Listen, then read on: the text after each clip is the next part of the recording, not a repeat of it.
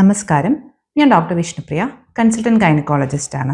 നമ്മുടെ സ്ത്രീകളിൽ ഒരിക്കലെങ്കിലും ബ്ലീഡിംഗ് റിലേറ്റഡ് ആയിട്ടുള്ള പ്രശ്നങ്ങളായിട്ട് ഒന്ന് ഗൈനക്കോളജിസ്റ്റിനെ കാണിക്കാത്ത ആൾക്കാർ വളരെ ചുരുക്കമാണ്, അല്ലേ? എന്താണ് നമ്മുടെ നോർമൽ ആയിട്ടുള്ള പീരിയഡ്സ്, അതിന് എന്ത് വ്യത്യാസം വരുമ്പോഴാണ് നമ്മൾ ഡോക്ടറെ കാണിക്കേണ്ടത് എന്നൊക്കെ ഇന്ന് നമുക്ക് സംസാരിക്കാം. അപ്പോൾ നമുക്ക് എല്ലാവർക്കും അറിയാം, സ്ത്രീകളിൽ എല്ലാ മാസവും വളരെ കൃത്യമായിട്ട് നടക്കുന്ന നാച്ചുറൽ ആയിട്ടുള്ള ഒരു പ്രക്രിയയാണ് മെൻസസ് അല്ലെങ്കിൽ ആർത്തവം എന്ന് പറയുന്നത്. അപ്പോൾ അതിന് കുറച്ച് കൃത്യമായിട്ടുള്ള അളവുകോലുകളുണ്ട്. ഒന്നാമത്തത്, എത്ര ദിവസം കൂടുമ്പോഴാണ് പീരിയഡ്സ് വരേണ്ടത് എന്നുള്ളത്. അത് 24 മുതൽ 38 ദിവസത്തിൽ ഒരിക്കലാണ് നോർമൽ ആയിട്ടുള്ള പീരിയഡ്സ് ഉണ്ടാവുക. അതായത് 24 ദിവസത്തിന്റെ മുന്നേ പീരിയഡ്സ് വന്നാലും ഒരു മാസത്തിൽ ഒന്നിൽ കൂടുതൽ തവണ പീരിയഡ്സ് വരുന്നതും, അതുപോലെ തന്നെ 1.5 മാസം കഴിഞ്ഞിട്ടും വരാത്ത പീരിയഡ്സും എപ്പോഴും അബ്നോർമലാണ്.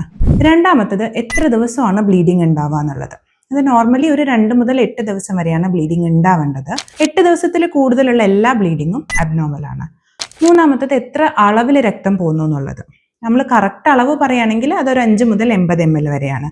എന്നാൽ നമുക്ക് മനസ്സിലാവുന്ന പോലെ എടുക്കണമെങ്കിൽ ഇടയ്ക്കിടയ്ക്ക് പെട്ടെന്ന് പാഡ് മാറ്റേണ്ടി വരിക, അല്ലെങ്കിൽ കട്ടയായിട്ട് രക്തം പോവുക, അല്ലെങ്കിൽ രക്തം പോകുന്നത് കൂടുതലായത് കാരണം നമുക്ക് ക്ഷീണം തോന്നുക, ഇതൊക്കെയാണ് ബ്ലീഡിങ് കൂടുതലാണെന്നുള്ളതിന്റെ ലക്ഷണം. അപ്പോൾ അതും അബ്നോർമലാണ്. പിന്നെ നാലാമത്തത്, പീരിയഡ്സിന്റെ സമയത്തുള്ള പെയിൻ എന്ന് പറയുന്നത്. സ്വാഭാവികമായിട്ടും ഒരു ചെറിയ നടുവേദനയോ കാലുവേദനയോ ഒക്കെ എല്ലാവർക്കും ഉണ്ടായിരിക്കും.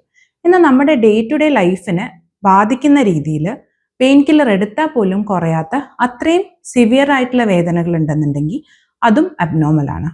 അപ്പോൾ ഈ പറഞ്ഞതിൽ ഏതെങ്കിലും നിങ്ങൾക്ക് ഉണ്ടെങ്കിൽ പെട്ടെന്ന് തന്നെ തൊട്ടടുത്തുള്ള ഒരു ഗൈനക്കോളജിസ്റ്റിനെ കാണിച്ച് കൃത്യമായിട്ടുള്ള ട്രീറ്റ്മെൻറ്റ് എടുക്കാൻ ശ്രദ്ധിക്കുക.